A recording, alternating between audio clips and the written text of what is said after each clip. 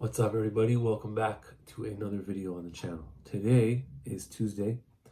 I did not make a video yesterday, and because just Pesach stuff, getting ready, shopping, cleaning, all that stuff.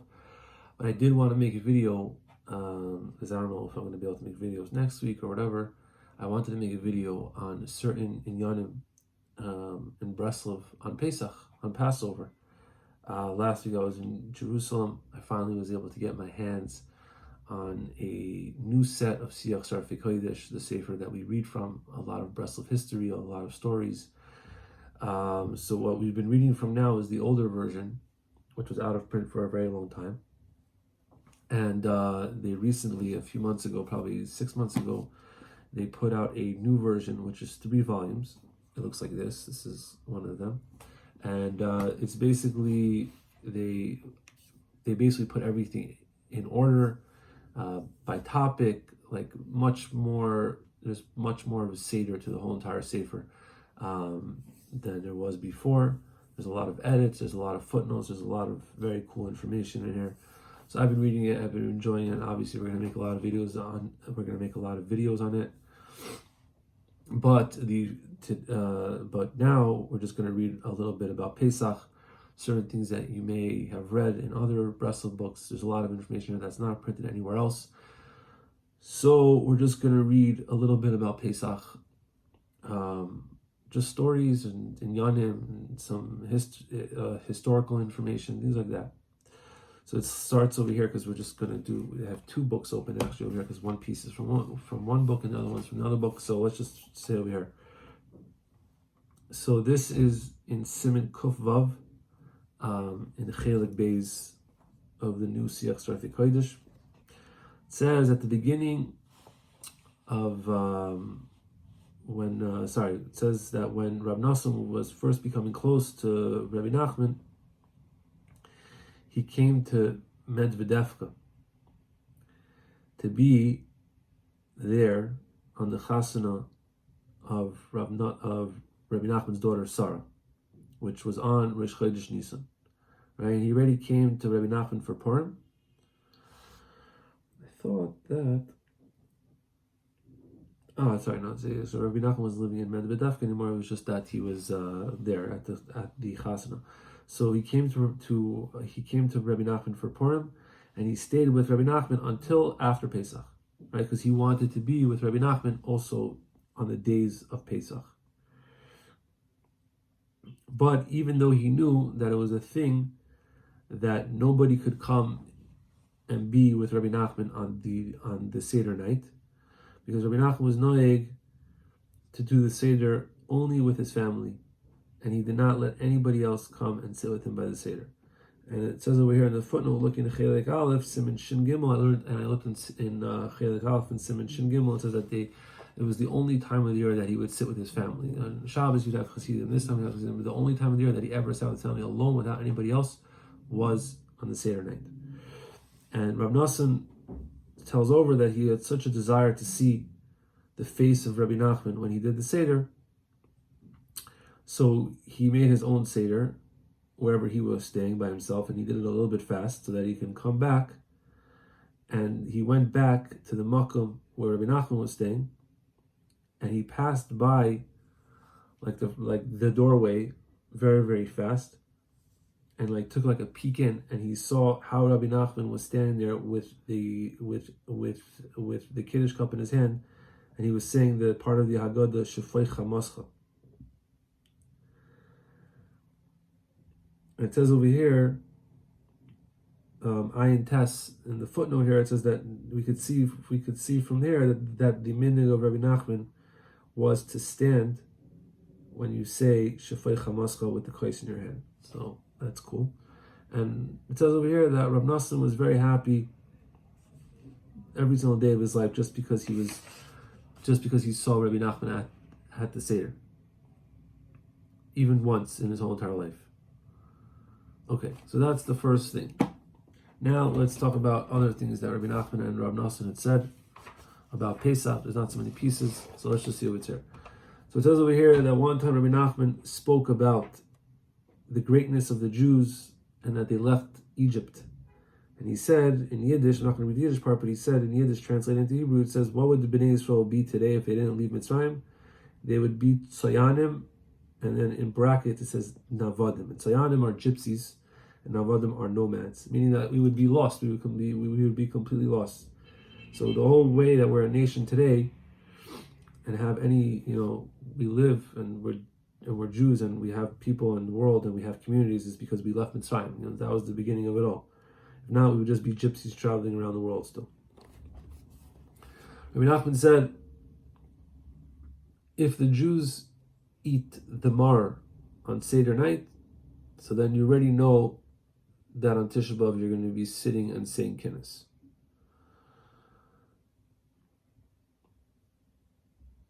That Mayadim, like, they usually fall out on the same, they fall out on the same day of the week. And it says over here in the footnote that the kavanah of Rabbi Nachman is that Mashiach will not be revealing himself between Pesach and Tisha B'Av. And gives a whole explanation over here from Eicha Rabbah, but we're not going to get into that. But that's what Rabbi Nachman says, that if you're already eat the mar on Seder nights, then you're already going to be saying Kinnis on Tisha B'Av. Mashiach is not going to come. Okay. Rabbi Nachman says, Mishaloi hischil v'hachmer v'einay nimna melechel matzah shruya b'Pesach ein tzarich hachmer.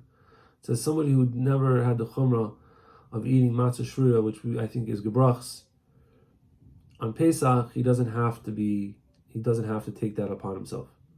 But somebody who already took upon this chumrah, shalo yafsik linoikach, right?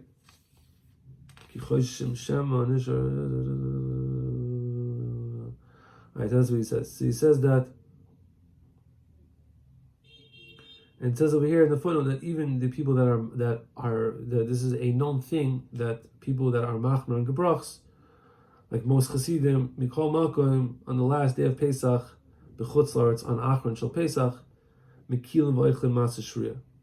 Right, you could eat gebrachs, and also Rabbi Nachman was also noig to do that on the last day of Pesach. But that's what he says, that somebody who never has the minhag to not eat gebrachs, so you don't have to follow it. But somebody who has this minhag, so then you have to keep to it. Rabbeinu was noig to eat on Pesach only matzah shmura mishas kitzir, right? It was regular matzah shmura, right? And also he was noig not to eat kibrachs, obviously, like we just said. And also Rav Noson was noig that, and also Rav Nachman told Shin that they would also only eat matzah shmura from the time of its cutting, and they also would not eat gebrachs. And also all Anshe Shalmeinu B'chol Adairis are careful in these two things, like most Chassidim are. And let's see what he says over here.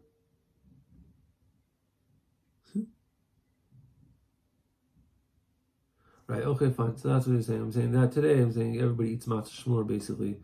But back then, it might have been a little harder to get and stuff like that. But the minhag by Chassidim is definitely to not eat gebrachs, and Rabbi Nachman was noig, so that's what we're noig.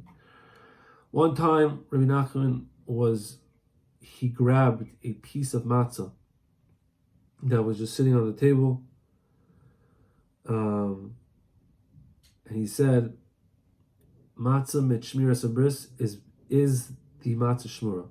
It says matzah with shmiras abris. This is what really means to have matzah shmura, right? Like, whatever, people who understand. Ubeis amrei es hateva is shmiras abris hacheva v'hera Rabbeinu Kodesh al atzmai. And it says over here in parentheses that Rav Levi Yitzchak Bender heard the same thing from Rav Avram Bar Nachman.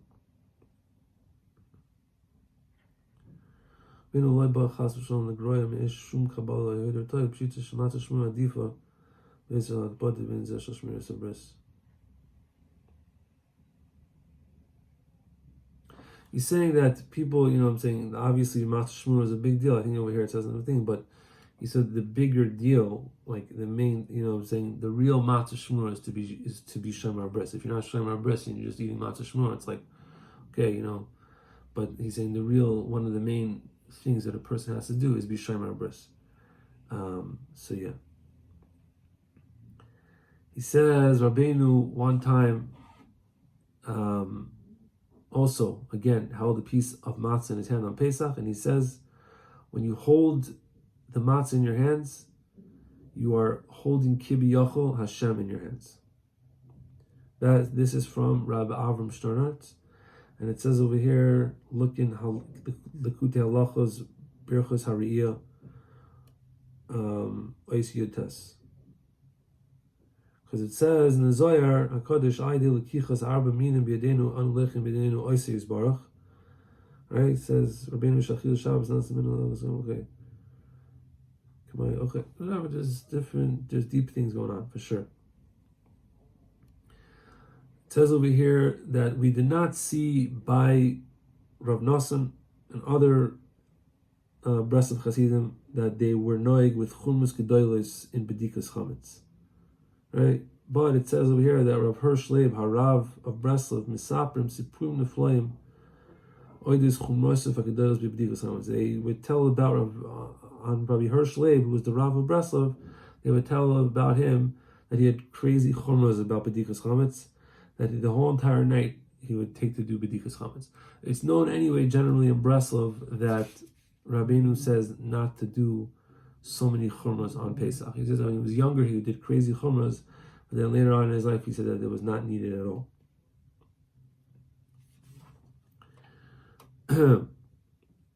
It says that the Breslov Chassidim were not noig to come to Rav Noson on Pesach, just like they were not noig to come to Rabbi Nachman, and even his son Rabbi Yitzchak didn't come. It says over here that Rav Noson would say the Haggadah in a very, very loud voice and screaming, like the minhag is in Breslov, like Rabbi Nachman mentions in other places. And it says over here that Rav Avram Bar Nachman said over that he heard from his father that one time when Rav Noson was saying the Haggadah, when he came to the words ube moira gadol, he said this is the revealing of the Shekhinah. And he said these words with screaming and all that. And he became so weak. And he became like weak, but everyone there saw that Rav Noson was mamish feeling the Shekhinah, and he had like a gila of a Shekhinah. And he said that it also happened one time that because of so much hislavos that he was having when he was saying the Haggadah, right, he covered his face. Rav Noson covered his face because it was like burning. And this was many times also like this on Shabbos Kodesh. Rav Noson says, this is the last piece over here. It says over here, he's saying like this. He said generally people have a long seder that goes past Chatzos. It finishes past Chatzos, on Pesach night.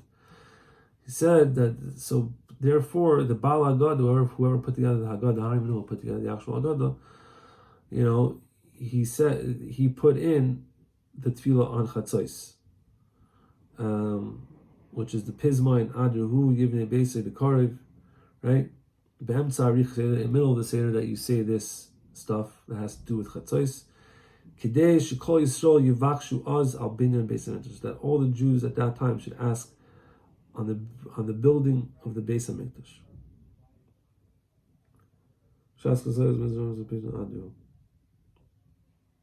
Right, and this is the makom. It says in the footnote that Adruhu is in makom of saying Tikkun Chatzos, because on Leil Seder you don't say Tikkun Chatzos by the Anash.